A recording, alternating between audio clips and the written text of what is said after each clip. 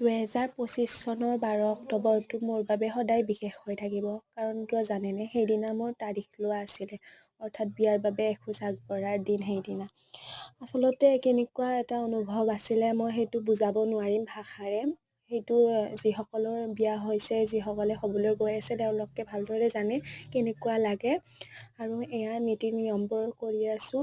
খুব ভাল লাগিছিলে জানেনে? যেতিয়া ভালপোৱা মানুহজনক নিজৰ কৰি পাবলৈ বুলি এখোজ আগবাঢ়ি গৈ থকা যায় ন, কেনেকুৱা অনুভৱ হয় সেইটো মানে বুজাব নোৱাৰিম আৰু। বহুত বেছি ফূৰ্তি লাগি আছিলে, বহুত ভাল লাগি আছিলে, দুখো লাগি আছিলে।